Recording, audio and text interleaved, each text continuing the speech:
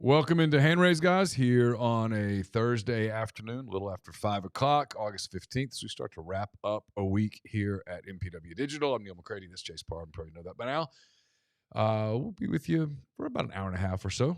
Brought to you by Comer Heating and Air, Southern Air Conditioning and Heating, different names, same great people, products, and services. If you live in Oxford, Batesville, Tupelo, or that area, get in touch with our friends at Comer, 662-801-1777. If you live in Hernando, Memphis, or the surrounding area, call Southern, 662-429-4429. I'm in the Clark Ford Studios. We're both in the Clark Ford Studios, actually. I feel like I've been in the Clark Ford Studios a lot today. But I did do football. There's football coverage at rebelgrove.com. Got a notebook, leads with Daquan Wright. Also has stuff from practice today, and then I just published a story on offensive lineman Julius Buelow here in the last hour or so. So that's up at rebelgrove.com as well. Like I was telling you, I'm in the Clark Ford studio. Clark Ford's in Amory, Mississippi, 662-257-1900. Call that number. Ask for our buddy Corey Clark. Tell Corey what Ford product you are looking for, you are interested in. He'll get you a quote within 15 minutes in business hours. Right to the bottom line, no hassle, no haggle, just right to the bottom line. You could take that quote and do with it as you please. I would recommend that you get into a Clark Ford today. I've done it just 4 times now. No regrets. Love the product. Love the service. Corey and the people at Clark Ford, they want to be your car guy. They want to be your truck guy. They'll prove to you what that means when you make the call. We'll have guests joining, or you guys can call in on the Campbell Clinic Hotline. From fractures and sports injuries to complex spine and limb conditions, the pediatric orthopedic physicians at Campbell Clinic in Oxford are the only specialized pediatric orthopedic team in North Mississippi providing expert care for growing bodies. So visit campbellclinicoxford.com to schedule an appointment or call 901-759-3111. It's Hand Raise, guys. Tonight it will be the Blue Sky Live Friday podcast in the morning. Chase, what's going on at Blue Sky? Those are all over the state of Mississippi, up and down I-55 throughout North Mississippi as well. Here in Oxford, you got the Oxford X sign. You got lunch specials for $5.69, couple sides bread, any size fountain drink of your choosing. Again, go and get the big one. There's no reason not to, because they're all the same price. When you stop into the Oxford X sign, got lunch specials, the Sweet Daddy's locations all over the state of Mississippi as well. Ribs, pulled pork, side items, desserts, plenty more. They take care of dinner, take care of catering, take care of, maybe you got a family Sunday lunch or something coming up here as the month of August gets to you. Again, give them a call, wet or dry. They'll wrap them up, have them ready to go. They're with the Oxford Exxon and Blue Skies throughout Mississippi. It's the last weekend without college football for quite some time. Got a little last weekend without football until basically baseball season. Yeah. Run us all the way through. Super Bowl's February the 9th. Is that right? Almost positive. I was looking that up. So we only have a few weeks between football ending and March Madness beginning. Yes. If you were to play it that way. It's very true. Like 4 weeks. Ole Miss baseball will throw a first pitch in Arlington 5 days after the Super Bowl. Wow. A lot of water to go under the bridge between now and then. Got a lot of water to get under the bridge. Got a lot of stuff. I mean, you think about between now and then, you're getting all of whatever the hell this football season ends up being. Good, bad, ugly, great, electric, rainbows, sunshine, lollipops. You get Beard's second year and whatever this roster looks like inside a loaded SEC. The conference is so good. Really good. That you're just trying to kind of get top half, anywhere near top half to try to make the tournament. And then, you got a lot of transfer portal days in that. You got a lot of recruiting days in that. And a lot of world craziness in that time. Got an as election well. coming. Got a transfer of power coming in that part of time. And then Ole Miss is going to throw a first pitch in Globe Life there in Arlington against Oklahoma State or Louisville or Clemson or Arizona. That's right. Okay. Because Ole Miss and Texas are there from the SEC. Got a preview on that game. I'm kidding. I do. Oh, well, Eric Backage is not coaching the first 2 of them because he's suspended from last whatever. That's so true. If the Rebels run into the Tigers, that's true. They will be without their head coach for those 2 games. Won't change the storyline, but still. All right, Trey Clark says, best time of the year, start of football season or winter holidays? It's completely different. Yeah, it's totally different. It's hard for me to put those in order. If we're doing that, I mean, I do really like football starting. That's 100%. Like, yeah, because I'm compared to 10 years ago, I'm probably not going to sit down and watch all of a game as much as I would have 10 years Right. ago. But I do really like just having it on Mhm. in the background and around, and whether that's Maction or the NFL or whatever it is, just throw it up on the screen. And there's a comfort to that Yeah. I'm watching football, and Twitter's a little more fun during football season. You got stuff going on. People are watching the same thing more than any other time of the year from that standpoint. Depending on how you curate your Twitter list, there's Between football and politics, this is going to be one hell of a fall. yeah, Twitter's going. Yeah, we got a 12-team playoff, an NFL season, and a different type of playoff. and a completely different type of political race. Perhaps yeah, Got a lot going on. there's a lot happening. But no, the Christmas holidays, I mean, duh, you're all in on those. There's no doubt. For me, they start basically after Thanksgiving. I mean, I was talking to a friend today who said they basically start November 1st, but that feels a little early for me. Kind of after Thanksgiving for that. And What's Ole Miss's second open date? Do you remember? no, Is it October or Yeah. November? I don't know. Because why. the reason is because that will probably be the weekend that the holidays start here. I suspect that's when. Oh, really? That's when Well, the trees. where's the thing? I got to. You'd think by now. By the way, our schedule, thanks to what O'Neal Steele. O'Neal Steele, man, you guys, y'all rock. That has been very helpful. I mean, we grabbed that thing a lot. I can tell you when my holidays start. All right, go ahead. The weekend of November the 16th. Oh well, yeah, because that's the perfect week for that to be. I can go. So that's the week before Florida. That's correct. Okay, it's the week before your marathon. I can tell you that. So make fun all you want. That's the week it's going up. Somewhere between that Friday afternoon at 5:30 when she gets off work and Sunday, the tree's going up. And I'd bet closer towards Friday than I would Sunday. I'll tell you that. No, I love the Christmas holidays, but my favorite days of the holidays are those days where nothing is going on from like the 21st to the 24th. It's not Christmas Day. It's when everything kind of slows and you're just around and hanging out, and the stress is they've moved up mostly subsided. They've moved up the signing day this year, right? To early December? Yeah, it's earlier. It's not the 20th or whatever it was. Thank last God. year. Now, we could be covering a playoff game on the 21st. You could. I didn't think you were going to playoff game. That was not the predicate that I thought you were going to go so with. The 22nd in that scenario would not be a calm, cool day. Well, it could be a calm day. Depends on how it ends. That's true. So maybe. We could be covering preview stuff like Christmas Eve. I'm kidding. They wouldn't play till January 1st. Yeah, so it would run more like a normal bowl. There would be a break. Yeah, that's correct.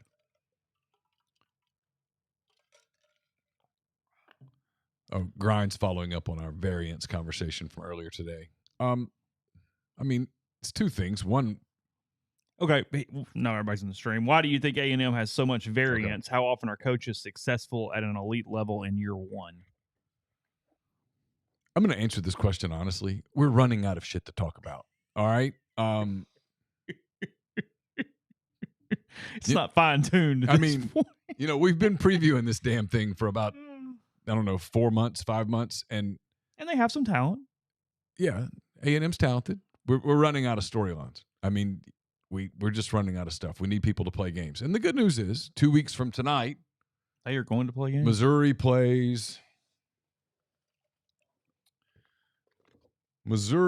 Murray State 2 weeks from tonight. Arkansas plays Arkansas Pine Bluff in Little Rock 2 weeks from Arkansas's tonight. playing Pine Bluff. That is correct, according to O'Neal Steele. The Golden Lions? Isn't that Pine Bluff? Sure. It looks like a golden lion. And then 2 weeks from tomorrow, Oklahoma plays Temple in Norman. And then 2 weeks from Saturday, everybody gets started. Jeffrey made that point this morning, and I hadn't really thought about that. The extra angle of that being the former Duke quarterback and the former Duke coach. Yeah. That had not clicked in my mind. They know one another. I had Riley Leonard being interesting for Notre Dame against A&M, but I did not make that extra connection to that. And listen, I'm a Connor Weigman fan. I think he's a really good player. If you told me that he has a really big night against Notre Dame, I buy it. Because I still believe that if Notre Dame wins that game, there is a good chance Riley Leonard finishes at least top 4 in the Heisman. Grind says he's not the coach at A&M if Riley Leonard isn't the quarterback at Duke. It's true, but we could do that with so many people. I mean, we could really go along places with that.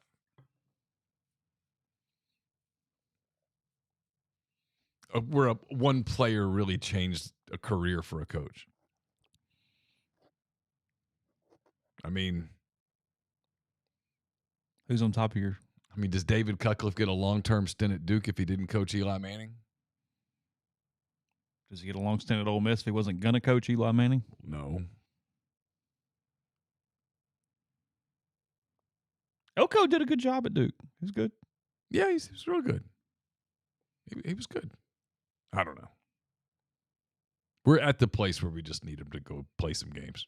We'll have games to talk about. I'll get into a routine. I'll end up talking about the game in Dublin for 28 minutes because there's nothing else to do. So, sure, let's break down. And that is kind of the only game that day that's interesting, by the way. I've seen people trying to hype that up as like this big slate of games. And I'm like, come on, stop. Not so much. Well, I mean, we can do the whole, I love football so much that anybody's playing football. I'm like, okay, so then why are you not watching NFL preseason games? Like, well, that's different. I'm like, how? If Bethune-Cookman's playing Towson State, you're not glued for 3.5 hours. There are 4 games. 3 are on television. Who we got? Florida State versus Georgia Tech. Yeah, it's a good game. Montana State at New Mexico. See, I have no interest. I'm not. I'm sorry, but I'm not. It's on FS1 at 3:00. I don't care if it's in my backyard at 3:00. I don't know how interested I would be in that game. It's 7:00. I'll turn this on. As far as I'm going, I'll turn it on. All right. Nevada, the Wolfpack hosting SMU. I'll get a look at SMU. Yeah. I'll that's CBS Sports Network at 7 p.m. There's a lot of Rhett Lashley buzz out there. Okay. I mean, sure. And then to close your night, the Hawaii Rainbows at 10:59 Central. It literally says 10:59. I don't know. Okay. Sure. Delaware State in town. It might be because they must start before that hour. Delaware's they have to kick off before midnight Eastern. Probably so. So they're kicking it at 10:59. I mean, that's a big FU, but sure. Whatever. I mean, I will not watch that. How much is Hawaii paying Delaware State? Because that's a hell of a travel. That is a flight. You'd fly to LAX, take a minute, and then fly to Hawaii? Yeah. Or fly to Chicago, then fly direct? I mean, that's 11, 12 hours. From Dover to wherever? Yeah. I don't know. I've never been to Delaware. I've been to Delaware, but have you really? Yeah, but I don't remember anything much about it. I guess I could have driven through it when I was younger, but I don't think so. I don't think I've ever been in Delaware. So yes, those are your games on the 24th. Okay. And then, as you said, there's some decent stuff. I mean, Thursday's good. Thursday the 29th, we'll turn SEC games on. Minnesota plays North Carolina that night. Sure. It's fine. Yeah, it's fine. It's fine. Yeah. I'll watch Missouri, Murray State. Get a chance to look at Missouri. That's who you're going to turn on? Sure. I mean, you won't know anything about Arkansas. Pine Bluff will be awful. You won't be able to read anything into that. Yeah.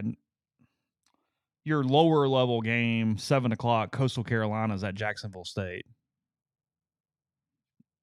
Okay. Sure. TV 2, 3. No, that's not bad. Yeah. That's okay. Then if you really want to stay up on the Big Ten Network at 9:00, you can check out the Illinois Fighting Illini hosting the Eastern Illinois Panthers. No, I'm good. And on True TV, they have football. Okay. San Jose State, Sac State. Nope. I've watched Sacramento State play a volleyball game. I covered Ole Miss Sacramento State volleyball one time. What are you looking at? So the games, SEC games the first week, it's Western Kentucky at Bama. We talked about the Arkansas game. Auburn plays host to Alabama A&M. Florida Miami's a good game. Georgia Clemson's a good game. Kentucky plays host to Southern Miss. LSU and South Carolina and Southern Cal play. Ole Miss and Furman, obviously. Eastern Kentucky goes to Mississippi State. We talked about Missouri. We talked about Oklahoma. Old Dominion goes to South Carolina. Chattanooga goes to Tennessee. Colorado State goes to Texas. Virginia Tech goes to Vanderbilt, and Notre Dame goes to Texas A&M. So good games. What was the last one? Notre Dame. No, Vanderbilt. Where do they play? Virginia Tech. Oh, really? In Nashville. I didn't realize that. Yeah. Is Tech good? They suck this year.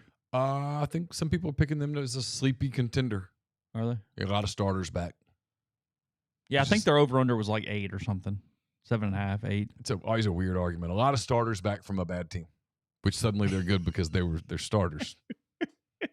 I don't know. We went 3-9, but we got 20 of those guys back. Well, awesome.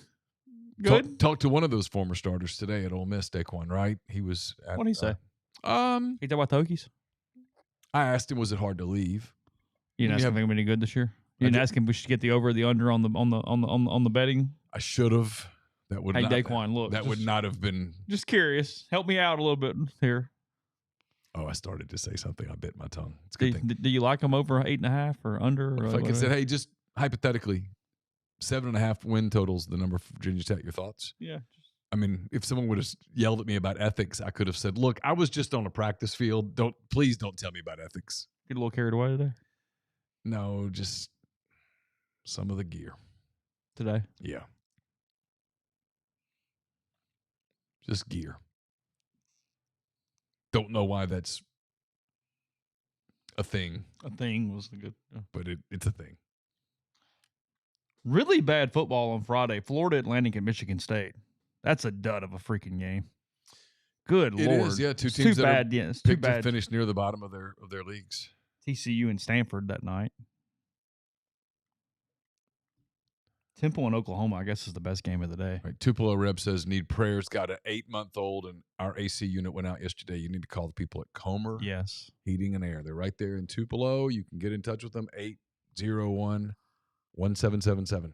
662-801-1777. Tell them that you they will be swift getting to you. That you're listening to it on MPW Digital, and that Neal and Chase told you to call.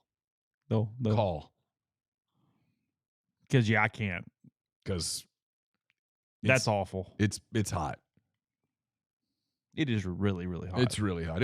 I knew it was hot today. I got out to run at. That's good pod. It's hot. It's hot. I got out at 6:20 and walked.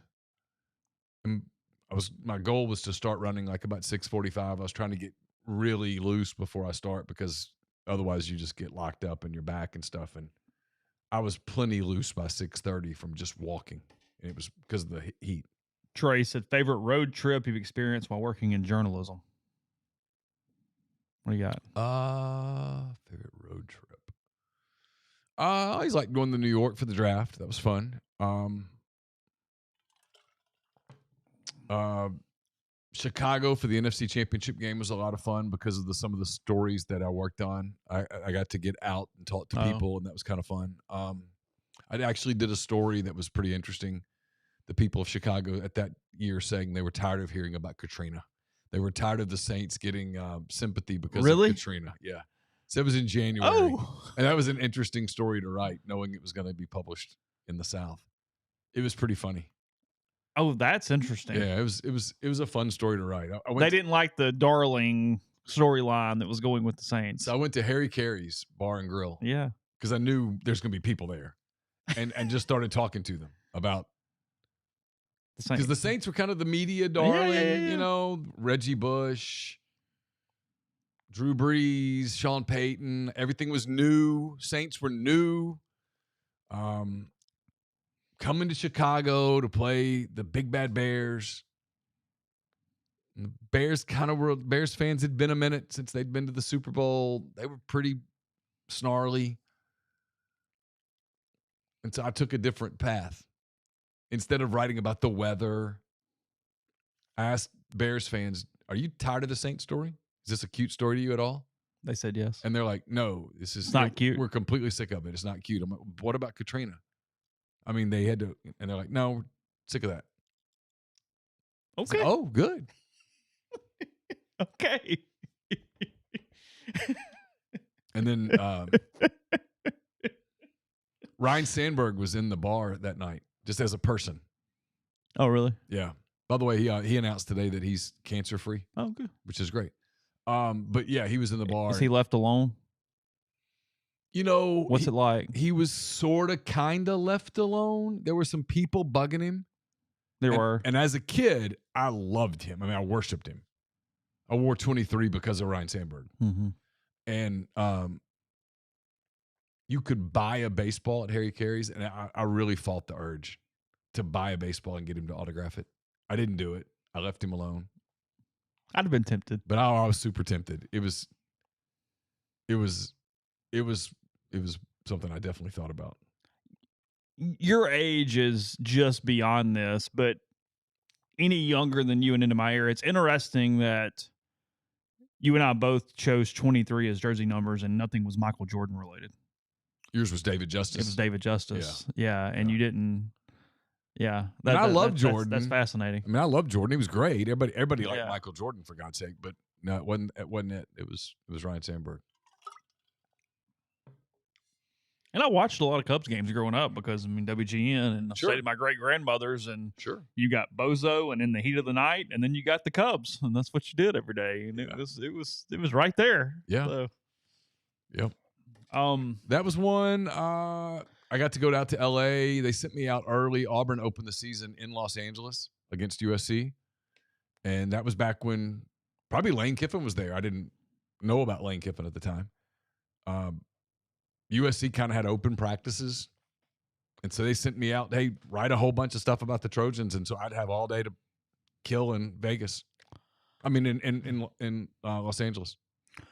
We had a lot of time to kill in Miami for the 08 regional. So we went down to Key West and had a good time. And I had some familiarity with it. It was good. We enjoyed the extra couple days there. And then just hijinks wise, because I was still young enough to do this kind of thing, we had a blast in Charlottesville for the Virginia regional in 2010. Pomeranz's last tournament. There was a group of us that rented a minivan in Tupelo and drove up, and it was a very active 2 or 3 days. I'm sure. Had to avoid the police at one point. Ended up at a college party at one point. It was a bit of a mess. I bet. Had to get threatened in a bar. It was yeah. We went to Los Angeles once for a basketball tournament. Auburn was playing Stanford in Anaheim, and we went to Brentwood looking for the real killers. I knew that. Yeah, that was fun. We tried to break into Anaheim Stadium, which was not smart. You were unsuccessful. We were very unsuccessful, and luckily we were so unsuccessful that we aborted the attempt. Was there a guards? There were security there. Yes. Were there? Yes, it was not smart. The cost benefit of that is not high at all. We just wanted to get to the rocks, you know. Well, and then look. And then what? Yeah. Neal and I are exactly the same on this. Some of my best road trips are when I go to a city and I'm left alone and I just go pick a steakhouse and I go hang out for like 3 hours and maybe talk to the bartender, maybe not talk to the bartender, people watch, take up my leisurely time getting some shrimp cocktail and a steak and a cocktail and the whole deal. I've had a few of those where I find that corner seat in the bar. Yeah. Like, especially like in like October. Mm-hmm. You go on a Friday night and you find a little remote place and you get a corner seat in the bar. Maybe there's a baseball playoff game on. You don't really care. It's just background. Yeah. And you just zone out. Order a couple of bourbons, and at some point you order food. Don't talk to anyone. Just befriend the bartender and hope that the bartender's busy enough that you don't really have to have a conversation. Yeah, I've done it in Houston where I'm not completely antisocial. People go, "Hey, you want to go to dinner?" I'm like, "No, I want to go by myself. I want you to leave me alone. I'm going to go pick out a place. I'm going to walk to it, and then I'm going to go in there. Yeah, and that's what I'm doing. And there's nothing wrong. Leave with me that. alone. There's nothing wrong with that. Yeah, I'll catch you at lunch tomorrow. It's fine. But no, I mean, like, I'm already thinking about places I could do that on the road this year. Like, I'm still trying to decide where to stay for the LSU game. And there's like a steakhouse somewhere in Hammond or something, right? That you could just go hide. I mean, Surely. you go to Mittendorf's and have the thin catfish. Yeah. That is very popular. I hate it. Yeah, that's not my thing. I want some actual catfish to my catfish. You don't want like really thick catfish, but you don't want I don't like the little thin strips. Because you're just eating the batter at that point. Yeah, that's what it is. Yeah. Favorite sports city outside of Chicago? Las Vegas. It is. No, I want to argue with you, and I'm having a hard time doing it. Stadium's fantastic. You can walk there. NBA Summer League's there in the summer, 2 different arenas with all the games going on. The hockey arena's freaking amazing. Outside of that, I've never been to Boston, which I think would compete if I had that understanding. Considering just sort of a snapshot, and I think the teams are good, or at least environmentally, Dallas. Yeah, Cowboys, Stars, Mavs, like that's American Airlines Arena is awesome. Yeah, I mean the Rangers have a new park. Like that's up there. It's way up there. I think that's the one. Yeah, I'm trying to. Because New York doesn't really count. No, you know what I mean. I've been to Madison Square Garden. I've been to Yankee Stadium. I'd love to do all the Philadelphia teams. And yeah, see what that's like. Yeah, I just cheer for the Philadelphia teams. That's one thing you hear consistently. Yeah, don't be a hero. Yeah, no, it's. I was just in Kansas City we talked about this, where the stadiums are. It's just they've got to fix that. It's bad. Kansas City. Yeah, because they've got Arrowhead and Kauffman. Mm-hmm. They built it in I don't know how my directions. Part of town that's kind of it's away, so it's probably cheap land, and they built it in the same basic parking lot. And there's nothing around there, and it's hard to get out.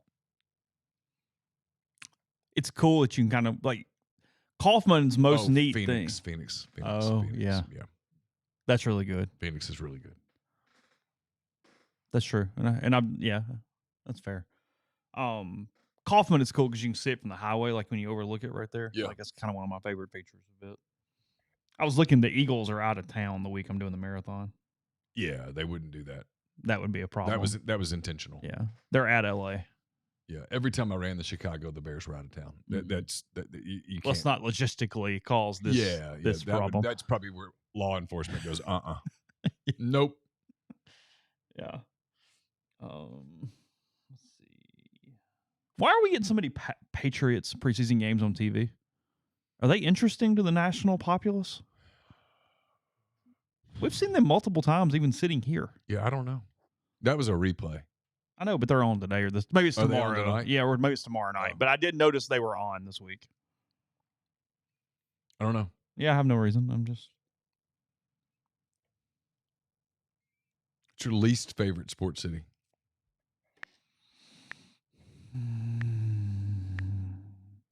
Is it bad that they constitute one of my favorite teams, and I almost said Atlanta because of how bad I hate the Falcons?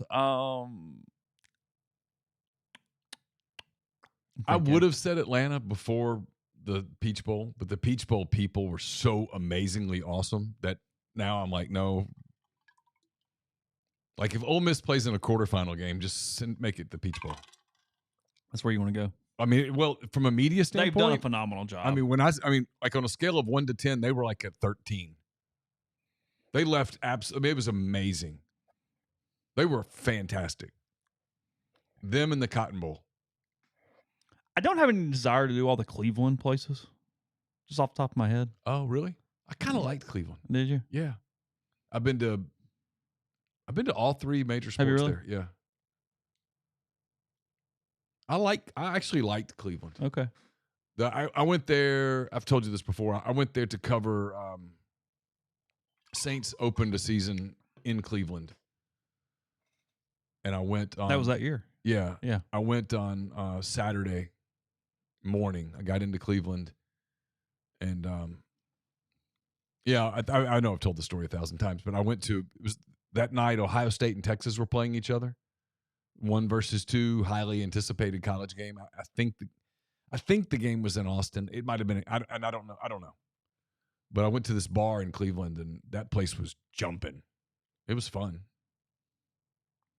Kansas City might be the worst. Yeah, I'm not. Oh, Cincinnati's a cool sports town. Yeah, I could Agreed. say I ruled that out. That's good. That's Agreed. fine. Yeah. I like Cincinnati. Great America Ballpark's awesome. If you're a road fan that's not trying to go down to Bourbon, I could see New Orleans being on your list. Yeah. Because Smoothie King's not a good arena. And then you're just. Yeah, Smoothie King sort of sucks. Yeah.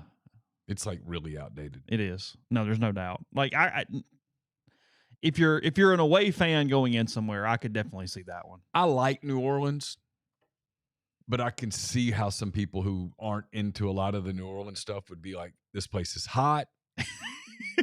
It's expensive. It smells bad. Yeah. The people are kind of obnoxious. Yeah. I could see how you could be like, no. Yeah. But I generally like it. Yeah, it's not, I mean, both of us have been there so much. Like it's that deal now where like I have enough knowledge, I know exactly what I'm doing and going, and I'm doing that trip. But like I'm going by myself. I don't like it enough to go down to New Orleans the night before the LSU game.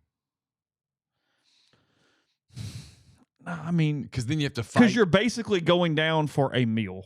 You're basically, if you're doing that, you're going, there is a restaurant I just, by God, want to go to. Yeah, and I no. That would be why. Yeah, it's just so much easier to do the other. And I used to love Baton Rouge. I did. I'm one of the people. I used to love Baton Rouge. I went back when I was in Mobile, when I was covering the league. I covered LSU 4 or 5 times a year. So I went to Baton Rouge 3 times a season to cover games, and I always liked it. And it's just the last few times I've been, I haven't liked it. Yeah, I'm not counting any cities that only have one team. So I'm ruling out OKC, Memphis. Yeah. You got to have multiple franchises to make the list. New Orleans has 2, so that counts. I do like going to Grizzly games. You can get into Memphis, get parked a couple hours early, go get something to eat at one of the places. Yeah. And then go to the Grizzlies game and get home by 11. It's not bad at all. NBA schedule came out today, by the way, in case you're wondering. That Christmas Day full of bangers. They went with the old hits. They went with big markets and stuff. I was surprised. Don't they always do that? The Thunder did not get a Christmas Day game. I was a little surprised. That's interesting. I was a little surprised. Really? Yeah. I was a little surprised. Is there a lot of frustration with that in OKC land? I think it's the disrespect thing. Their fans feel disrespected. Oh, really? You know how it is. Everybody's always looking for – fans don't want to admit this, but fans like their team being disrespected. It's a motivational thing. I saw it on our board today. Somebody in the Athletic picked Ole Miss to not make the playoff, and it was kind of vitriol. And I'm like, see, you guys kind of needed a little of that drug. When you're used to getting a lot of that drug this time of the year, and then you don't get any of it, you get the opposite of it, you kind of crave a little of it. And I watched on our board, Ole Miss fans got a little of that right there in a vein, and you could tell they kind of liked it. So we got 5 games on Christmas. So they're trying to retake the day. Well, they have no choice. Is the NFL playing on Christmas Day? Yeah. You're going against So why? I mean, you have to because it's your thing. You have to play it. What are you going to do, surrender? Yeah, you're not surrendering. And I think the NFL schedule that day is like just 2 games, maybe 1 game. And it's one on like Peacock or Amazon or something. I'm pulling. Aren't they doing something like that? NFL on Christmas Day. I didn't mean for Wikipedia, damn it. While you're doing that, it's Spurs-Knicks, 11 o'clock in the morning on Christmas Day. T-Wolves, Mavericks. So here's the NFL schedule real quick. Yeah, go ahead. This is Eastern time. So Steelers hosting the Chiefs at noon. On what channel? I think this is Netflix. Oh, really? And then Ravens at Houston at 3:30. On what?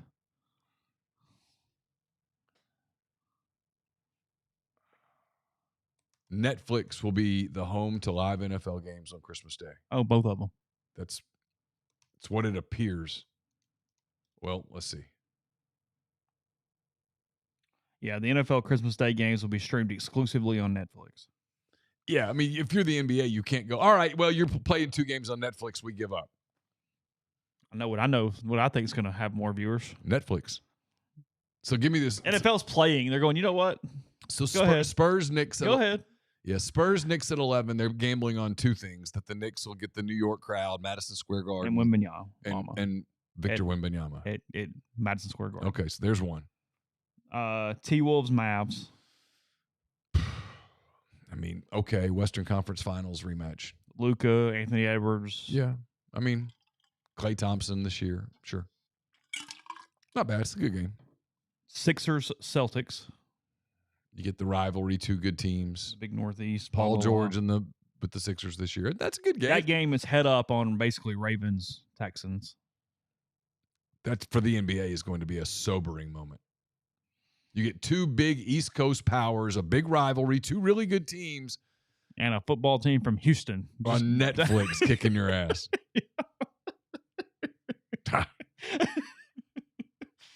Lakers, Warriors that night. Fine. Okay, well, that's by itself. That's prime time. It will get a good number. You It'll got get a good LeBron, you got Steph off the Olympic thing. Two big names, two big franchises. That'll hit a big number. Everybody's what's that like 7 o'clock? Everybody's kind of through with Christmas by 7 o'clock on that night. LeBron has played on Christmas Day 18 times in his career. Yeah, that's a record. I would think. And then they're finishing up that night with Suns Nuggets. I mean, two West Coast teams, whatever. whatever. It's fine. Or West, whatever. Yeah, it's fine. Not West Coast. I don't blame them for playing the games. I don't blame them. Denver's not on the West Coast. I apologize. I'm not pulling a Fred Smoot. Time he was at Mississippi State and they went to play BYU and he goes, "It's great. I've never been on the West Coast before." Well, not exactly where you headed, but sounds good.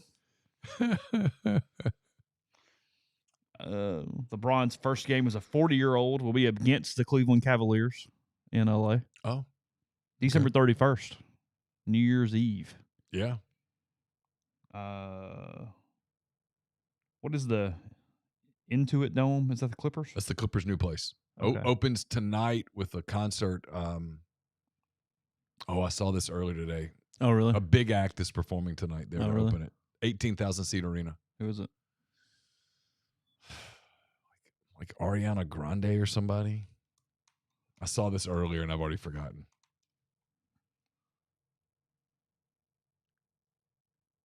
Yeah, because all I'm seeing is like Clippers stuff for the most part. It's called the Intuit Dome. Yeah. Bruno Mars. Ariana Grande, Bruno Mars. Same difference, right? They both have two legs. It's all. They both sing. Leave me alone. Oh, God. I'm looking for NBA schedule release. I'm looking for highlights. Yeah, I'm looking through them. I mean, Chet versus Wemby is October 30th. Oh. Spurs Thunder. It's quickly becoming a rivalry. Is it? Oh, yeah. Like between them or yeah, be between bigger them than and that? I think the teams it'll be big. I think they're both pretty two franchises that have a lot of hope for the future. I mean, the Thunder are a title contender this year. So reunions, we got Clay going back to Golden State on November 12th. Got Paul George. The opening week is Knicks at Celtics. Okay. Wolves at Lakers. That's the opening night, 22nd of October on a Tuesday, which is smart. God, open your season on a night that the NFL cannot play. Then they've got Bucks, Sixers, Suns, Raptors. Then on Thursday, October 24th, they've got Spurs, Mavericks, Thunder, Nuggets. And then on Friday, October the 25th, Pacers, Knicks, Suns, Lakers. I see ESPN did best case, worst case for all NFL teams today. Okay. So they took your exercise and converted it. Well, you don't really have a patent on it. They're running out of shit too. They are. There you go. I ain't alone. Bills 13-4, 7-10. So Yeah. 6-game variance there Yeah. on the Buffalo Bills. 12-5, 7-10 on the Miami Dolphins. I mean, they have paragraphs on why, but Sure. whatever. Patriots 7-10 ceiling, Oof. 3-14 floor. Yeah, it's about right. They have a deep floor. Jets 12-5, 7-10. Their ceiling feels bigger. I don't. Oh, really? Yeah, I think they See, might I be think good. their ceiling's lower than that. Do you really? They're really good on defense. There's something about Aaron Rodgers and stuff. I'm not sure I buy it right now. You're not trusting it? It's just he's old. He didn't play last year. It's an Achilles. That's true. I mean, he's a hell of a career. I'm not taking anything away from him, but you don't think he's a Hall of Famer? yes. Okay. I mean, very first ballot. Yeah. Yeah. But that doesn't mean that you're playing at an elite level at 40. They have the Ravens and the Bengals with matching 13-4, 8-9s. Yeah, I think that's right. That feels good. Yeah. Two really good teams, potentially. Browns 11-6, 6-11. Yeah. I mean, I could see the Browns being good. Steelers 11-6, 5-12. I'm just never counting out Mike Tomlin.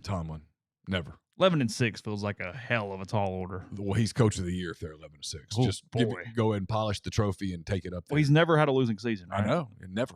Not one time. He's had a 500 season. That's the damnedest thing. Oh, well, it's league? It's an excellence thing. Wow. I told you that guy came to Oxford. I watched him at a pro day. Yeah. And I don't know. He didn't do anything special, but I was impressed. There was an aura about him. He was just very You went, okay. He was very confident, but not in a cocky sort of way. Look, franchise, no name, and you get to pick your coach. He might be your first call. Well, he's way up there. I mean, it's Andy Reid, him. It's hard to get past Sean that, Payton. Payton's really good, dude. Yeah. Sorry.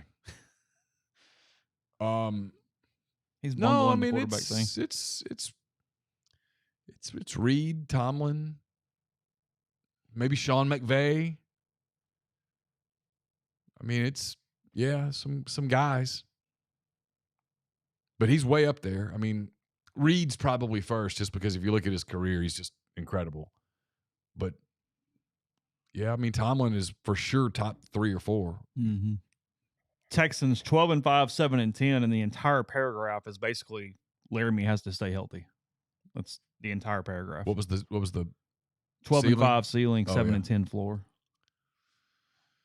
Yeah, I mean, you know what I hate about stuff like that is, and I get why they write it, but there's a certain duh factor. Right? Their point is that they are so young everywhere else on the line, and the fall off is beyond. Yes, the pale. fall off is precipitous from the best offensive tackle in the league to his backup.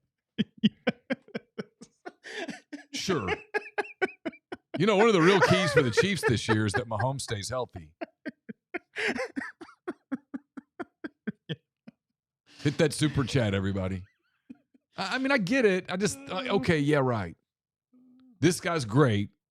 The guy behind him is not as great. And so if the great guy doesn't play and the guy behind him. It's a paragraph basically saying if rookie tackle Blake Fisher has to take over at left tackle for Tunzel, then they have a problem. Yeah. Yeah, they do. If Anthony Edwards gets hurt, the Wolves take a step back. Yeah. Turns out the Braves, when they had all the injuries, they weren't the same team. Yeah, they sucked a little bit. Colts 11-6, 6-11. Jonathan Taylor's performance is where they key on for him at running back. I'm like you. I follow a lot of Indianapolis media, and someone pointed out that there's like 17 NFL experts right now that the Colts are their sleeper. Oh, really? Yeah.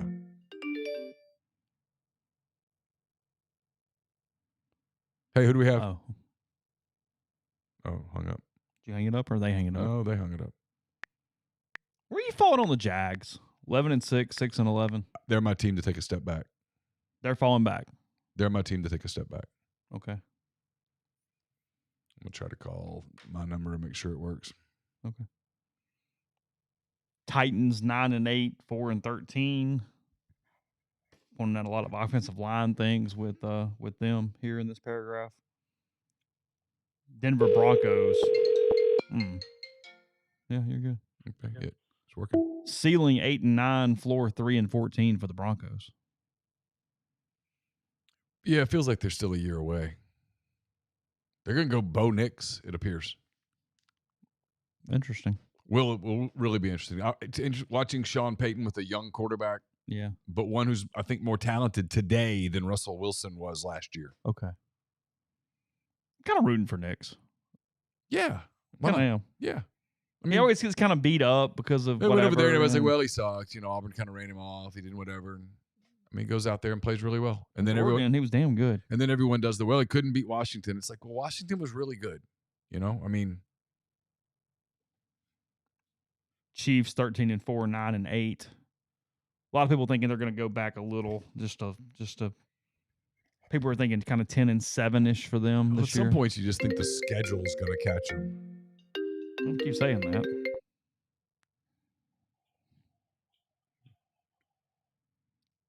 Hey, who do we have?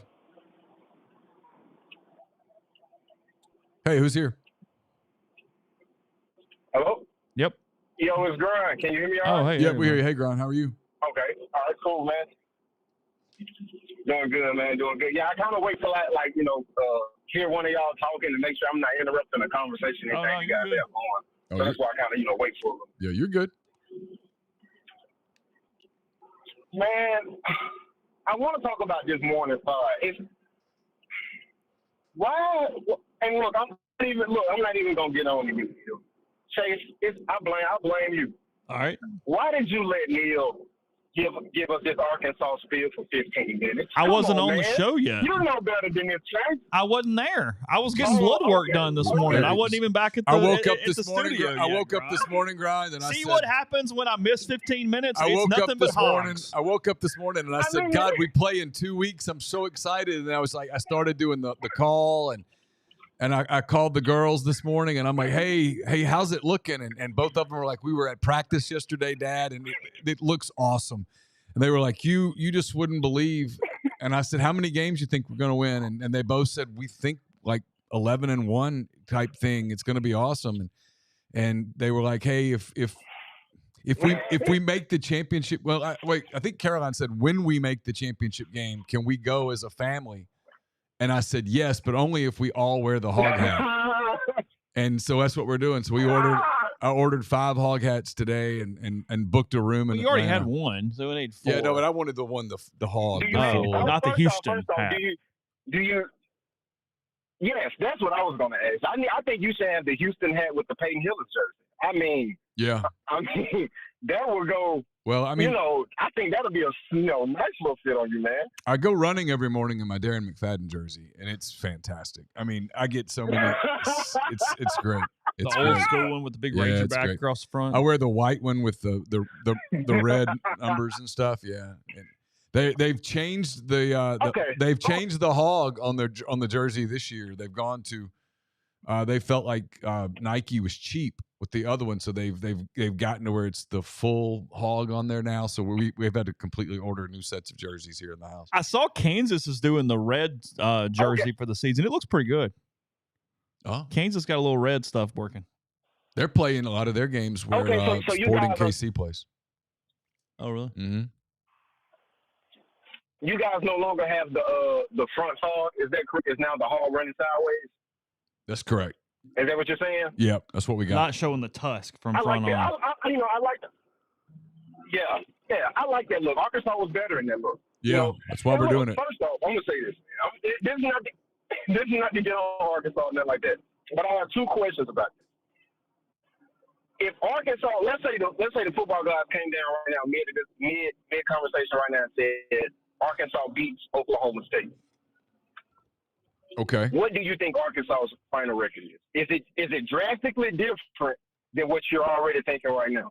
If they were to say they lost to Oklahoma State. Okay, so if they and the reason, by the way, we started with Oklahoma State was because I pulled out this O'Neal Steele thing and I did it in alphabetical order, and I don't think Alabama has a lot of variance, and Arkansas's next. So that if we're looking for, it's why every week when I say let's go around the SEC and I say at Alabama. It's an alphabetical order. It's not you're thing. Choosing the Tide to kick us off. I mean, I did grow up an Alabama fan. Both of my parents have degrees from Alabama, but that's not why I started there. All right. So in a world where they beat Oklahoma State, that means that they beat Arkansas. Mm-hmm. They beat Arkansas Pine Bluff. They beat Oklahoma State presumably they beat UAB. Mhm. So that's 3-0. Mhm. See, to me, then they get 3 games where if they win one of them, they're very much alive going into the second half of the season. When I say alive, I mean they have a pulse. And I think they could win one of those 3. Okay. I mean, you go at Auburn. I don't know what I think about Auburn yet. I mean, Auburn's a favorite in that game. They go play Texas A&M. But it's not in here. Yeah, I mean, it's not. I'm not ready to. It's not. Yeah, you don't. If you're an Auburn fan, you don't put a W in pen. You put it in pencil just in case you need to erase. Yeah, I it's covered one of those games. I covered Hugh Freeze for a few years. Texas A&M's in Arlington. I mean, that's traditionally a game that A&M wins close, but it's conceivable that A&M would already have 2 losses by then, and things are kind of weird. And then they get Tennessee at home. They get an open date. They catch LSU the weekend after Ole Miss. They go to Mississippi State. I'm trying to find wins, right? They go to Mississippi State. I think that's a game they could win. I think that's a winnable game. They catch Ole Miss in between Oklahoma and Georgia, which is if you're going to catch Ole Miss, that's a great place to catch them. Then they get an open date. They catch Texas late in the year. They get Louisiana Tech at home, and they go at Missouri. So find wins. So we're giving them Oklahoma State. That's 1, 2, 3. I'm going to give them one of the 3 at the end, so that's 4. I'll give them Mississippi State's 5, Louisiana Tech's 6, and then could they pull off one of the upsets? But, I mean, if you beat Oklahoma State, I think 7 and 5's on the table. If they don't beat Oklahoma State, I don't think a winning season's on the table. So you don't think this could be one of those weird Oklahoma State, like Oklahoma State got rocked by South Alabama last year. Yeah. On to be okay. South Alabama went on to be less than what we thought. Year before they got rocked by, they didn't get rocked, but they lost to Central Michigan at home. Like they do stuff that. Kind of losing you. I mean, I'll say this while we're trying to get you connected again. I'm not counting out any SEC team not named Vanderbilt in any Power 4 game. Not trying to be an SEC homer, but I mean I've covered the league too long. SEC teams not named Vanderbilt could easily go to Oklahoma State and win. Okay. I mean, we wouldn't, right? If Auburn's going to Oklahoma State, we don't go, oh, there's no chance. If South Carolina's going to Oklahoma State, we don't go, oh, they have no chance. If Kentucky's going there, we don't go, they have no chance. If Mississippi State were going to Oklahoma State, you'd still go, well, I mean, you know what I mean? I mean, I'm just, look, I think Oklahoma State's going to be like an 8-9 point favorite against Arkansas that game, and I think Oklahoma State will win. But if the football gods came down and said Arkansas won that game, I'm not blown away. And yes, I have not only one freezer full of Razorback nuggets, we ordered a deep freeze specially for Razorback nuggets. You can order them online? No, we went and got them. We made a special trip. Okay. We packed them in the back. One of those. They're fantastic. One of those coolers you put in the back of the car, like you go to the grocery store to keep the frozen stuff frozen. You just they kind of they're just really, really good. It's hard to explain. You know. Kind of smell like the Ozark Mountains, you know. What grind? I'm sorry. No, you're good, man. The next thing I want to do an Ole Miss exercise with you guys, and so I'm going to go through Ole Miss schedule, and I'm going to basically give you the team that they're playing finals record. And you tell me, does Ole Miss win that game or lose that game based on that team's record? Okay. So, for instance, I'll say, let's say Furman went 1-11, and obviously you guys will say, yeah, Ole Miss won that game. Okay, yeah. If you kind of get what I'm saying. Well, unless you say Furman went 12-0, I'm going to say Ole Miss wins that game.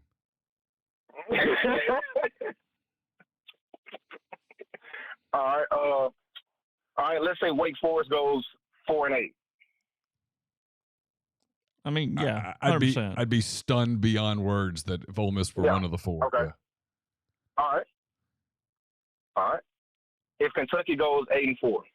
I'd say Ole Miss won the game. Yeah, Ole Miss still won. Kentucky has 4 scratch obvious losses. They'd have to pull an upset in and then lose when they're not supposed to. The way their schedule works out. Okay. South Carolina goes 7-5. Ole Miss is a loss. 5. Yeah, agreed. Had you said 8-4, 9-3, I'd have gotten a little funny on you, but yeah. Okay, yeah. Okay. LSU goes 10-2. I'd say they beat Ole Miss if they're 10-2. Yeah. I'm looking at their schedule, if but I would have said 9-3. I might. If I would have said, I mean, I'm looking at LSU's schedule, and I mean they've got games that I think they're going to lose. I think they're going to lose to Alabama. I think they could easily lose to Texas A&M. The only issue with it is Ole Miss is on paper the second best team on their schedule. On paper. Yeah. Because they missed Georgia, they missed Texas. I just think LSU. I think LSU's got some funny spots on their schedule. That's all. And that defense is not. They'll be better, but man, they better be a whole hell of a lot better. I mean, I'm still high on LSU, but if you tell me anything other than 10 wins for them in this exercise, I'm like, I think Ole Miss wins. I mean, maybe I'm dead wrong about Ole Miss. Maybe Ole Miss goes 7-5, and we're sitting here in December talking about what all that went wrong. But today, I kind of think Ole Miss is. I think Ole Miss is better than them. LSU really burnt me and you last year, Neal. We was on the hill early in the preseason on that LSU hill, and my God. Yeah, well, and they had a Heisman quarterback and lost 3 games, and so. Yeah, and offensively, they looked the part, and they could have easily lost more than 3. Agree. I mean, they were okay. I mean, like for example, I mean, like we talk about Arkansas, and this is one of the reasons I'm careful with some of these games. I mean, Arkansas had them on the ropes in the fourth quarter in Baton Rouge. True. They did. What if Oklahoma is 8-4? I'd say Ole Miss won that game. Yeah. Now, if you told me Oklahoma's 10-2, I'm like, ooh. Okay. So Oklahoma and LSU are kind of like in that same, like if Oklahoma's 9-3, if I told you they're 9-3, you think it's kind of iffy the same way with LSU a little bit. Yeah, but more plus towards Oklahoma. If Oklahoma had LSU's schedule, I might actually be sort of bullish on the Sooners because they're really good defensively. You watch this league too, Grind. You watch this league a lot. If you're not really good on defense, your margin for error is just so damn thin. And LSU's not going to be very good on defense. They're just not. They're not going to be particularly good up front on defense.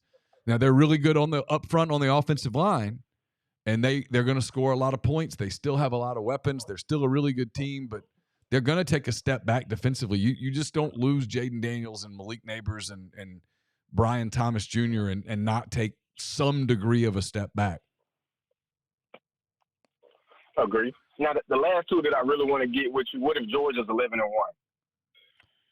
I'd say that I'd Ole still Miss say is a Georgia loss. wins. Yeah, I would say Georgia wins. They have 3 games on paper that they would be most likely to lose, so you've got a 33% chance of that being Ole Miss. Yeah, at Bama, at Texas, at Ole Miss. If you told me they're 11-1, I'm like, well, they went 2-1 in those 3 games. Odds are they, right. I'll take 33%. Yeah, you'd have better than a coin toss chance. But if I would have said 10-2, then you guys think that the team that Georgia beats is Alabama, right? I would have flipped it at 10-2 just strictly based off those same odds. Suddenly, I have 66% chance of being right of 3 games because Georgia's not probably losing one they're not supposed to lose. Probably not. Georgia's variance on losing to Kentucky is not very high. Right. Yeah, but I mean, you would put you guys agree with me that Georgia's more likely to beat Alabama than beat Ole Miss, right? I want to see Ole Miss's offensive line. Man, y'all love that script A, boy, with the little hat on. Oh, dude, I swear, kidding? boy. Hey, listen. He gets his A's confused, Grind. Just because one has a mullet and one doesn't. He gets them all messed up in his head. He just pulls for all of them. Some days grind. I mean, It's embarrassing when I do it because the jersey's kind of small, but sometimes I wear my Van Tiffen jersey around and just I just pretend to kick the ball. I'll kick rocks while I'm running, and I'll pretend that the ball goes through the uprights at Legion Field. Sometimes I'm Mike Shula directing that fourth quarter drive, and I hit Richardson, and he barely gets out of bounds to stop the clock, and we run the team out there, and I've got the Keith Jackson thing on soundtrack, and it makes me so excited. Sometimes too excited, and I can't keep running. I have to go sit down somewhere and calm down. And okay, the last team. What if I told you Florida goes 8-4? Oh, ooh, now that's a good one. If Florida's 8-4, that means they don't hit the. They have 6 games that are obvious that they would have to pull an upset to win. A&M and then those final 5. So you're saying they pulled off 2 of the 6 to get to 8-4. Yeah. So the numbers would still. So be, Ole Miss still wins the game in that argument. But I do get what you're doing, Grind, and it's clever. I'm with you. Because I just think they beat A&M and Tennessee. See, the better thought exercise on this would have been if you'd said, "What if I told you Florida is 7-3 when Ole Miss comes to town?" Because they've pulled some off and they've got a pulse and they're What if I told you that Florida is 7-3 when Ole Miss shows up? What would you think? Well, in y'all scenario, Florida goes 8-4 but lost to Ole Miss, that means they probably. That means they are 7-3 when you come in, yeah. Yeah, and they probably put Florida State in a position where they have to win the ACC championship in order to make the playoff. Where's that game? Where's the Florida State game? Tallahassee. Okay. Yeah, Tyler's in the thread. Tyler, you're pretty impressed, aren't you, that I remembered Shula to Richardson barely getting out of bounds at the 35 to set up the 52-yard kick. Grind's too young to have experienced that as an Auburn fan. Oh no, As a young Alabama fan, I think I was 13. I was really excited. That was an exciting day. I started following college football in 2003, so I never understood the Alabama hype, and then Nick Saban came and just really reinforced what I never knew. So it was, I'm glad he's gone. Now I'm gonna let you guys go, but I do want to do a defensive over/under with you guys for Ole Miss this year. Since y'all told me y'all not gonna see a scrimmage, I guess it don't even matter when I put the over/unders out, with you guys. No, that's a good point. You're all good. Okay, all right, cool. Passing yards per game, 183. What were they last year? For the Ole Miss defense giving up. What were they a year ago? There's a reason. I'm doing a certain team. I'm not sure what Ole Miss stats were a year ago, but I'm doing a certain team from the past that has some talent defensively and also achieved something. And 183 in passing allowed. Over, slightly over. Okay. I just think there will be some times with that back 7 because there's going to be a lot of pressure on Miss's front 4 to get home. Okay, all right, I understand that. You good with that, Neal? All right. It's defense numbers for Ole Miss are hard because offensively they run so much tempo that sometimes that's a good point too. I know internally they judge everything by yards per play and yards per possession. They're not as concerned. It's why Lane bristled at the question about the total defense stat last week in the press conference. Somebody was like, hey, what about you gave up this or whatever? And he was like, well, I mean, actually average per play was much better than that. We run so many plays. It is what it is. Let me see. If I can find where they were last year in passing yards given up, I'm trying to find just to give you guys a little reference, just to help you guys out a little bit. They were 75th, and their opponents passed for 252 yards a game. Yeah, if you told me to guess the number, Grind, I would have said 225. 220. Do you guys, hold on, before I even get into these over-unders, how drastically improved do you guys expect the defense to be? Up front, immensely improved. Which affects everything. I mean, obviously. So if I said dramatically improved up front. If I said rushing yards allowed by the defense per game, 137.5. Would you expect Ole Miss to give up more or less than that? I'm under that. I'm under that, I think. Yeah. Okay. And points per game, 18.5. Just because it's college football, I think I'd still go over. They were 22.5 last year, Neal. Yeah. I think I'd still go a little over. Let's say 20. Because 18.5 is getting into that rarefied air of, I mean, you're not far off from like leading the country at that point. I mean, Ole Miss has led the country at like 13. Well, for reference, the over-unders I gave out were to the Auburn 2017 defense that had, Derrick Brown, Jeff Holland, Jamil Dean, Jeremiah Dixon. Yeah, NFL dudes on their team that end up making it to the SEC championship. And so, that's what I kind of see. I see Walter Nolan kind of like as a Derrick Brown player. Prince, Jeff Holland had a great year coming off the edge, if that's what you guys expect from Princely.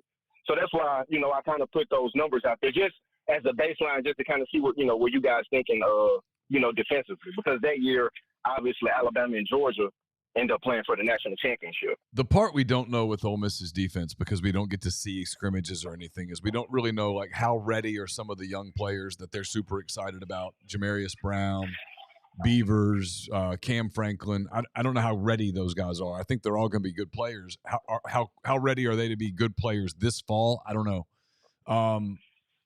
People push back on it, but I have questions about the linebacker core. I'll have to see it. I've heard some concerns outside of Daughtery. I think they're good in the. Well, what about Paul? I thought the Arkansas transfer. I heard a lot of hype about him. Yeah, I don't. That hype. I don't think he has flashed, Ron. It has died down. I think there's concerns. I think there's concerns about his speed in Golding's defense. So the system he ran at Arkansas was I'm guessing that much different. I mean, Tyler's in the thread. Maybe he can comment on that. I don't know. He obviously was a more effective player there than I think the feeling is that he's going to be right now. Now maybe he's going to play, and maybe they can figure out ways to make it work. But the two linebackers that appear to be the starters right now are Coleman and Daughtery. Okay, I'm gonna leave you guys with a question, and I'm gonna hang up. You got to choose one unit that overachieves, underachieves, and does exactly what you think. Offensive line, D line, and wide receivers. I hang up, or pass catchers. I hang up and enjoy the rest of the show. Okay. I appreciate y'all taking my call. Thanks, appreciate it. Underachieves and overachieves, and does exactly the same out of those three areas. So you have to attach those three areas to one of those three things. It was wide receivers in both lines. Pass catchers in both lines. What are we? Okay, let me set a parameter. Okay. What are we actually expecting as a baseline for the offensive line? That it's better, above average. Yeah, that is better. Because last year I kind of thought it was kind of average.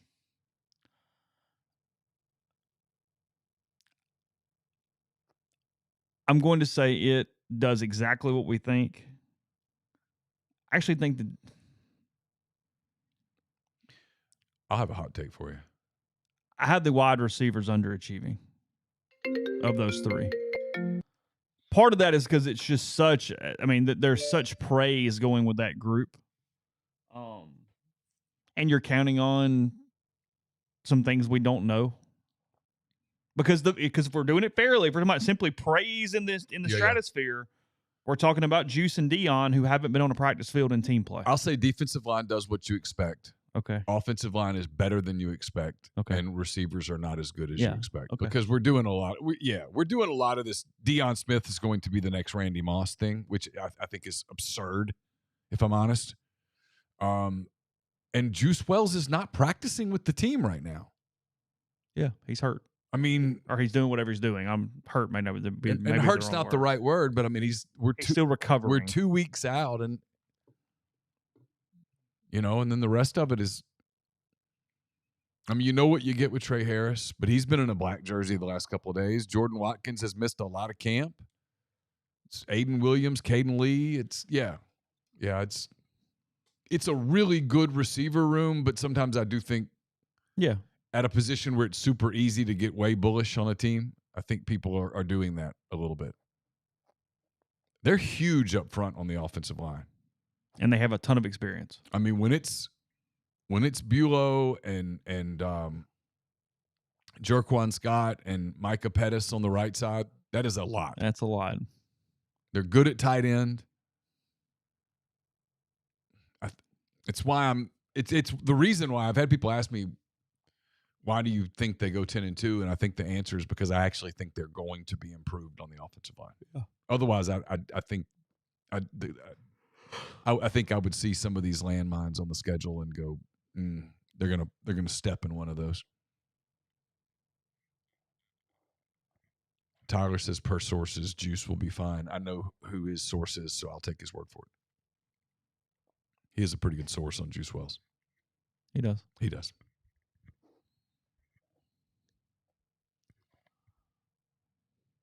Not a big fan of the Patriots blue on blue. No, I'm not a fan of monochromatic uniforms. Just in general? In general. Unless it's white. That's what bugged me for a while when the Saints just do the big games and they go black on black for them. Hated it.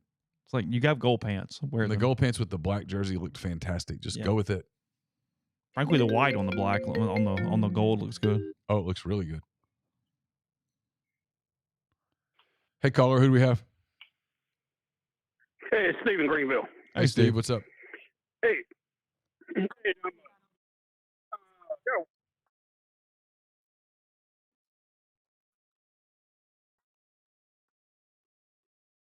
What is going on? Siri got key. So we said something to Key Siri, and she talked about llamas and ducks. Llamas and ducks? Llamas and ducks. Go ahead, Steve. Hey, quick website for you to go to this weekend, Neal, if you're bored. The Arizona Department of Wildlife has put a camera in the largest rattlesnake pit in the country. I'm good. Oh, well, yeah. Explain. Oh, you can turn in 24 hours a day and see what's going on in there. So, why would anyone do I got that? a question. Boredom. Yeah, I'm not that bored. That's nightmare fuel, man. Question. Okay, I'll give you a scenario. They were discussing on the local radio show here. Ole Miss goes 10-2, beats LSU, loses to South Carolina, gets skull-drugged by Georgia, plays for the SEC championship, loses again, does not get the playoffs. Okay. 9-3 or 10-2 Missouri goes in their stead. Okay. You think it's possible? Sure. Possible, but I think the team that's in the SEC championship game is getting in. Unless you've got some random non-conference loss. Right. Well, in this case it was the South Carolina loss. I mean, look, here's the thing. It's so hard to answer these things in a vacuum because you got to tell me what happened in the Big Ten, what happened in the ACC, what happened in the Big 12, who are the other SEC teams, what are their records, who did they lose to? I get these exercises and they're fun and we can do them, but it's kind of like doing like a math equation and you just don't get enough to really do the equation all the way out. You can guess, but a car leaves Los Angeles at X time and a car leaves New York at this time, but that's all we're going to tell you. You're not telling them speed. You're not telling them path. Where do they meet and when? It's like, well, that's impossible. And so that's kind of my general reaction to that query is like, in that world, what were Missouri's 2 losses? What did they look like? What were the losses? I just do not think they are going to, in the first year of a 12-team playoff, punish an SEC title game loser. I don't think so either. All right. Well, I mean, here's the part that would alarm me in that deal is the skull drug. Like what, a 35-point home loss to Georgia would be fairly recent. They would remember it. And then who do you play in the SEC title game? Do you play Georgia again? And then what's that score? Yeah, in this scenario, yes. And what's the score in Atlanta in the rematch? Is it the same as it was the first time? So 2 beatdowns? Yeah, I don't think they'd make it. I disagree with Chase. I think that's setting a precedent that gets weird. You could be right. I mean, yeah, you could be right. If the league wants the title game to continue, the 2 teams that make the title game have got to make the playoffs. They got to get in. Other's the league starts you can having get punished from 5 to 11 if you want, but otherwise the league starts entertaining canceling the game, and teams start trying to figure out a way not to have to play in it.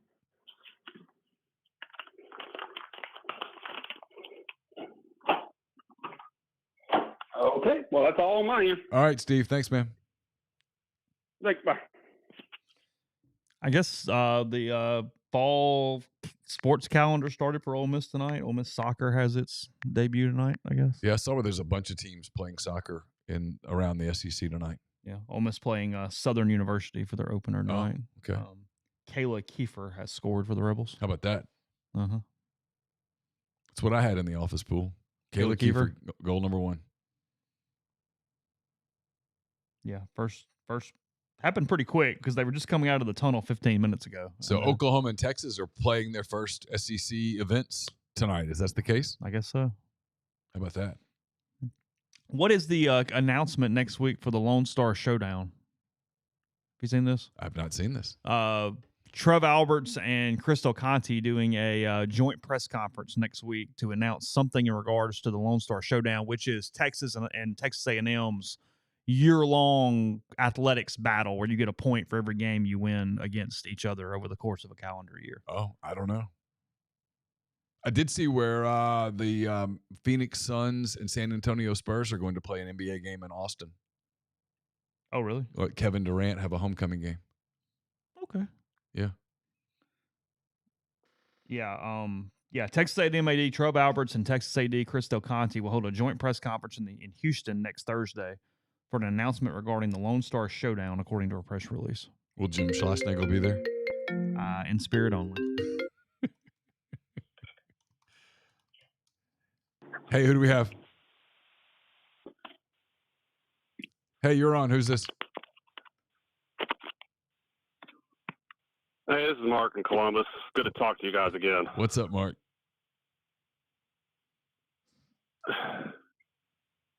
I don't know what's wrong with me, but a lot of things, but I'm just not excited for football season. I don't know if it's the changes in the sport or I'm kind of locked into baseball because my team's so good, but I could just picture the first 2 or 3 months right now, me putting bets in the morning, going out and playing golf, and maybe watching the late game. I don't know what it is. Does anybody else share that feeling? Not you guys, of course, or the Ole Miss because you guys are going to be so good, but do you think that's other fans feel the same way, or am I alone? I don't know. I can't speak to that. I mean, I've proven not to be very good at this. The one thing I am curious about, kind of midway through the year, for teams when they kind of have lost that third game and they're out. In past seasons, there would have been a lot of emphasis on, hey, we can still go to this bowl game. I don't know that really exists as much this time, and so I do wonder if overall interest for fans of teams that aren't contenders, if it's lower than it normally would be, say, mid-October on. But I that's a long way away, and I don't know. Because I don't think we're going to be all that good. Like Tennessee, our back seven's just yeah. I think we're going to have to score 40 a game.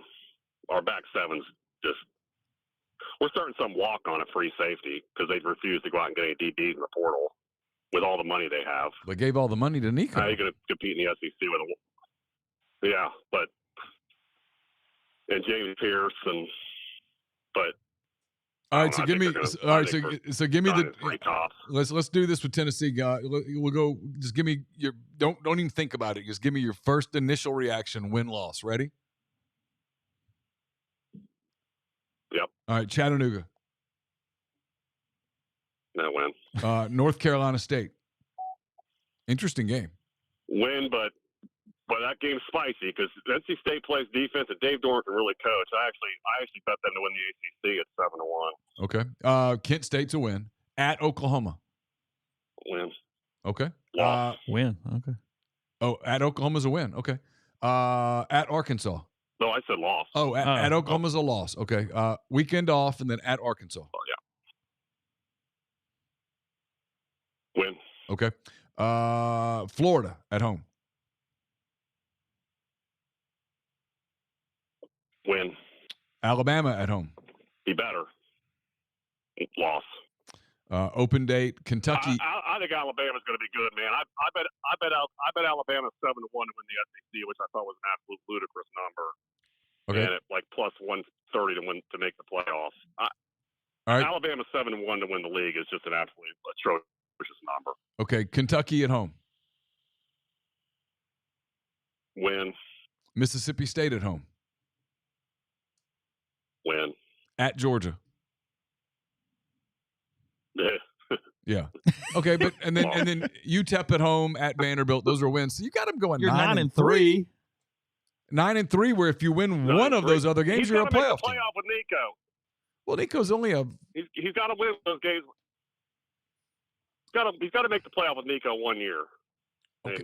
Well, this I probably think that's isn't the bare minimum here. this. Okay, but I mean, This isn't the 1 year. is Nico leaving in the portal? No, I don't think so.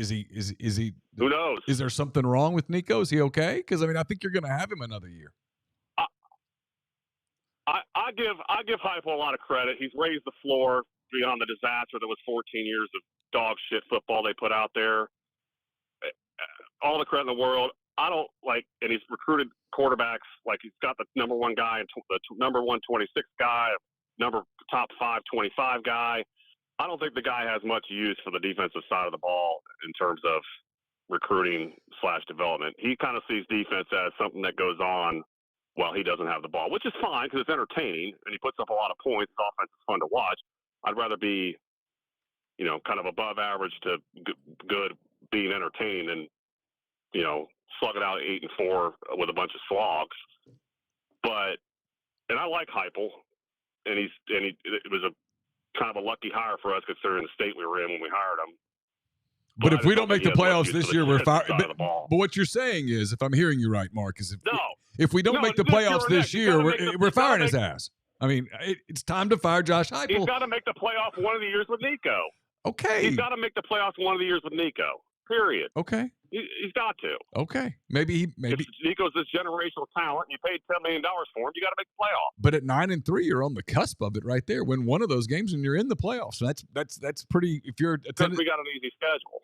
Well, you get the same schedule next year. I know. Good. I know. I'm just, I'm a curmudgeon when it comes to Tennessee football. We're an all-sports school now anyway. We're not a football school. We're an all-sports school. That's the talking point down there. Thanks, Danny. That's a talking point down there. I got a question, off-topic question. Does Urban Meyer coach again? No. No.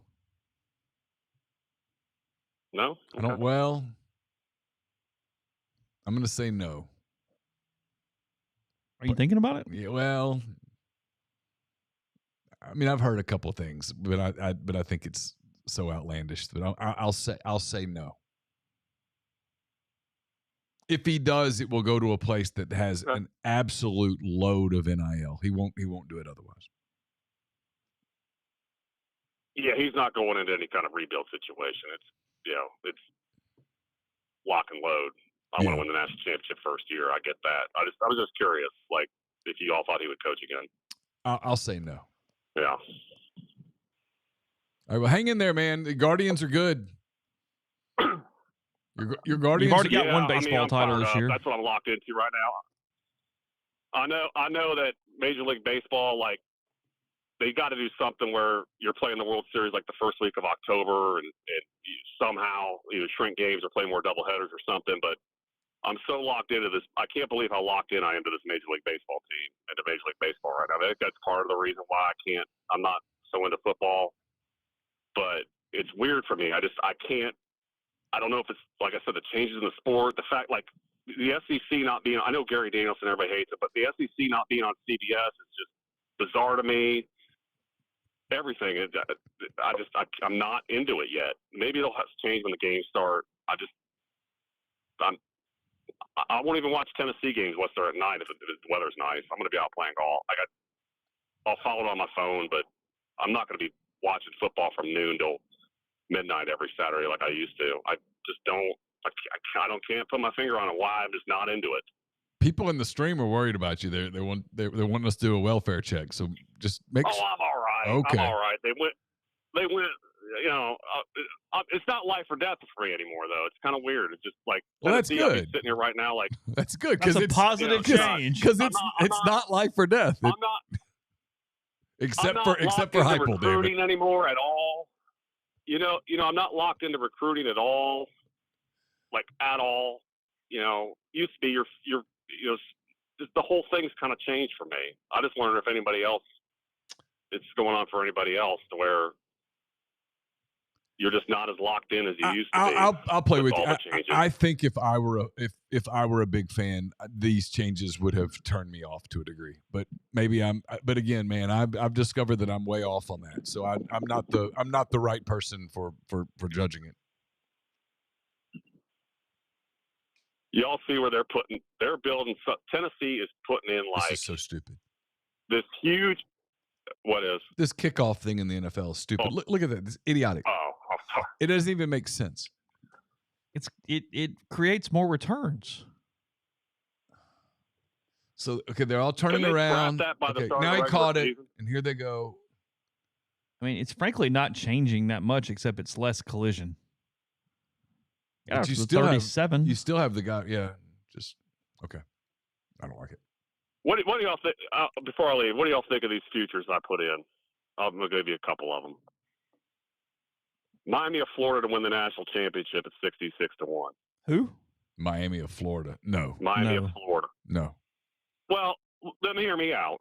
It's a top 10 roster. No team with that much talent has ever been 66-1 to win the national championship. I thought I had to bet it. Sure. I mean, it's 10. If you're just throwing $10 at it, yeah, sure. But if they make the playoffs, I'll make money because I can hedge some of it off. That's correct. But yes. That's a good point. That team's talent. That team's wildly talented. So you're counting on them to win the ACC? Yeah, or somehow have one loss and not win it. But like, I'm kind of planning them to make the playoffs. And I heard you guys earlier today talking about KJ Jefferson. I bet him 100-1 to win the Heisman. Ooh. In Gus's offense. I mean, no. Can he win the Heisman if they go 12-0? He'd have to light the world on fire.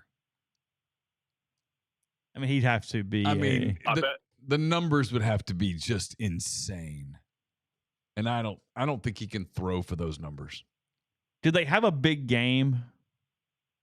Is Florida their biggest game? Except for the Big 12. I can't remember who they avoid in the Big 12. I played UCF 7-1 to win the Big 12. Okay, I don't hate that. They're third or fourth on odds. All the teams are kind of even.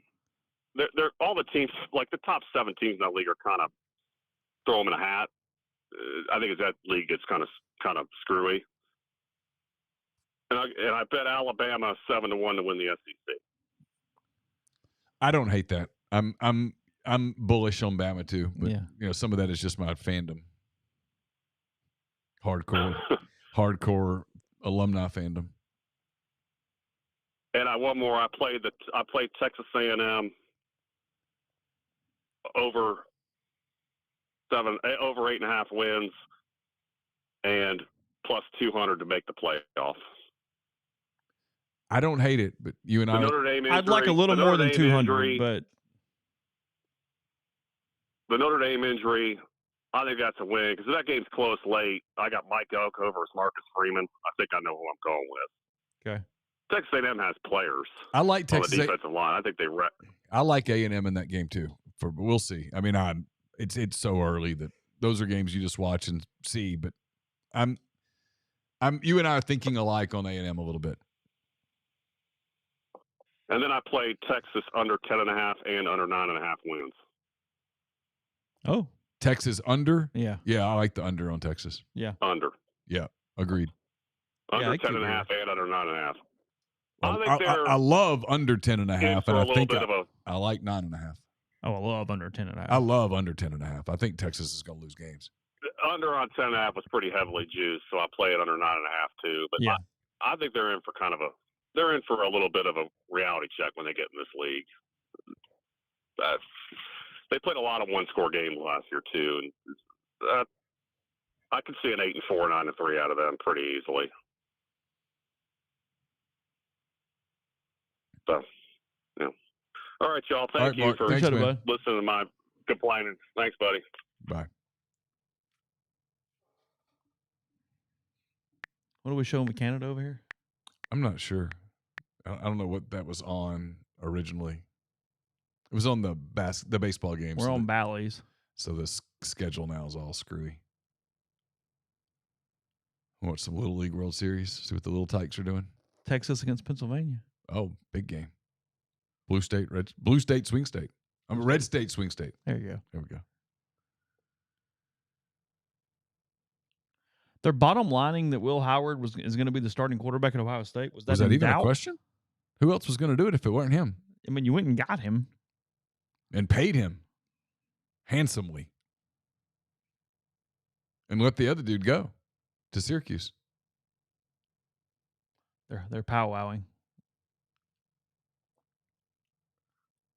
All right, are they in Williamsport now? Yeah. I would assume. Well, yeah, they have to be because Pennsylvania's playing Texas. Oh, so it's a home game for them. Oh. Big crowd, probably. Oh, this is big moment. A lot of pressure. Well, definitely a lot of pressure. On the Mid-Atlantic kids. Look at the little guy right there. He's feeling it. Coach worried about that decision he's made. I don't know. Coach is nervous. Big game for him. He's not going to get that Williamsport High School gig. That logo is interesting. What is that? So it's like the diamond with the little red stripe? Yeah, I don't know. Is that what all the teams are wearing for a logo? Is that a Little League logo? That appears to be a Little League logo. Carl Ravitch, Jessica Mendoza, Todd Frazier on the call. And Julie Foudy. Julie Foudy doing some crossover. Uncrustables is all into Little League baseball. They got that damn logo everywhere. Yep. Every time we got some we got some Uncrustables going on. Oh, it's digital. Now it's Easton. So we got changing sponsors behind home plate. Oh. Big time. Did you see the kid? There was a kid pitching yesterday for somebody. They said he was 12. The kid was 16. You don't buy it? He had facial hair. I mean, now this kid's 12. I buy that. Yeah, you're not getting that call, bud. Yeah. He got squeezing you.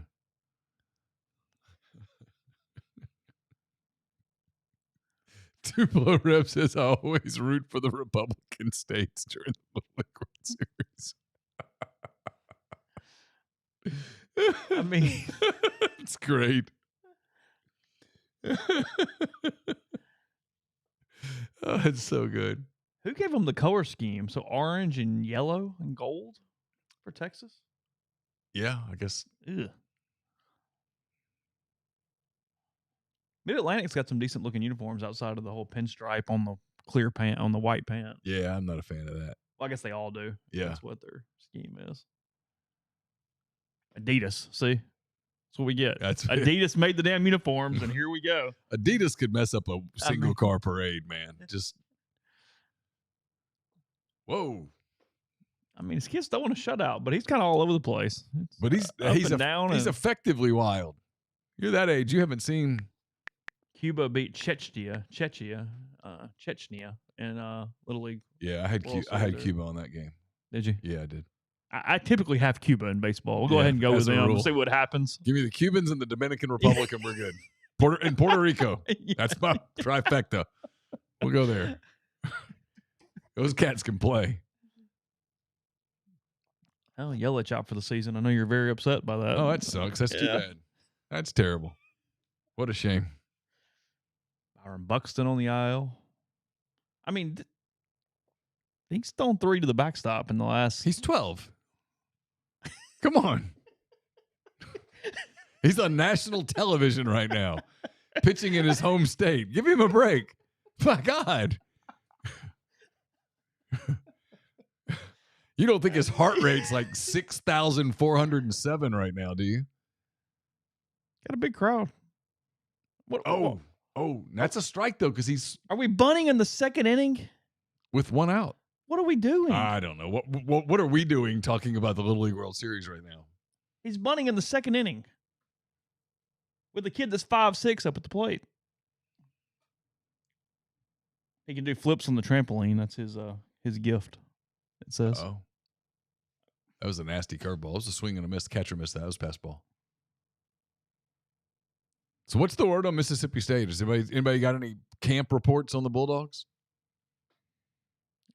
A lot of Rivals Network's a little lacking on that. there's been a little bit of like trickle of trying to hype up Shapen. Okay. Trying. I mean, he's okay. He's all right. He's all right. Yeah, sure. There are worse quarterbacks. I don't know. Ooh. I mean, That's a good pitch. they play Florida early. It's a really interesting game. Kind of see what it. Yeah, I think Arizona State's an interesting game for them. Do you really? I do. It's out there. Yeah. Oh, because it starts at some weird time. Starts at 9:30 our time. Is that right? I'll call you at halftime and get an update. Who's that playing against? I mean, what week is that? Oh, Ole Miss plays Middle Tennessee that day. So the second week of the year. Middle Tennessee game's at 3:30. Yeah, something like that. 3:15, 3:30. Mm-hmm. I mean, their over-under in Vegas is what, 4.5? Yeah, Eastern Kentucky, Arizona State, Toledo, Florida, at Texas, open date, at Georgia, A&M, Arkansas, UMass, God. at Tennessee, open date, Missouri, at Ole Miss. I like the under. That's a mess. I mean, my initial thought when I do that is 3-9. WLWLLLLLWLLL. Ooh. Just my thoughts. Yeah, Furman's at 6 or 6:30. I keep getting it messed up on which one it is. I think it's 6:30. 6 would be awesome. That would be better than 6:30. Although it's, Had a Bill Buckner moment. this is not going well for the home team right now. They're kind of scuffling. Oh, 4 flat. Oh, God. Not even the kick. State's over under at 4. Ooh. That's a mess. I can't go under 4. You going over 4? Well, no. Just Okay. not touching it. I mean, I'd go 3 before I'd go 5.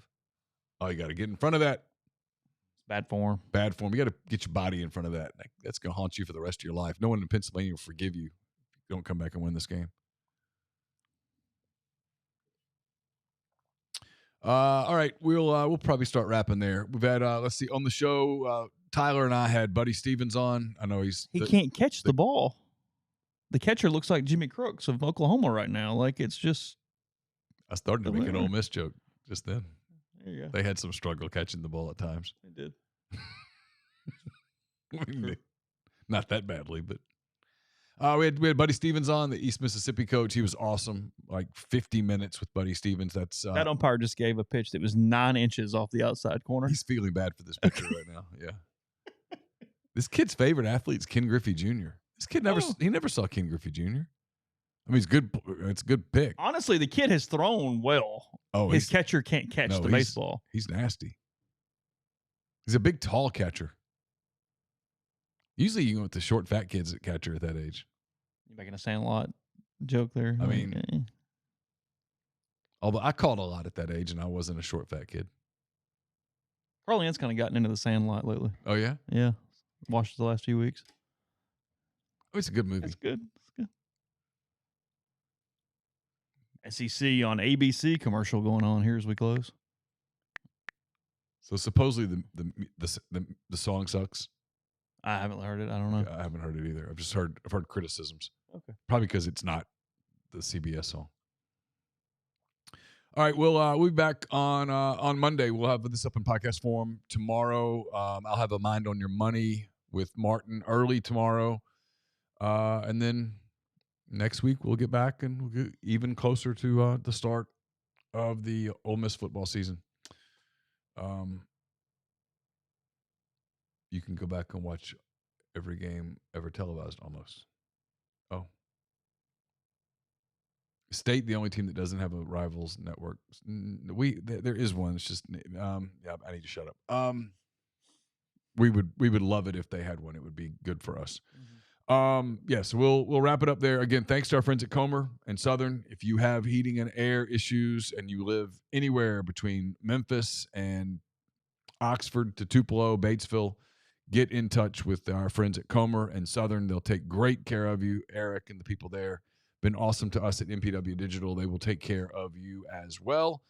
Again, this up in podcast form tomorrow. Check out Blue Sky. If you're traveling this weekend, stop at a Blue Sky. Make Blue Sky part of your weekend. And we'll be back with another week of podcast on Monday. Until then, for Chase, I'm Neal. Take care.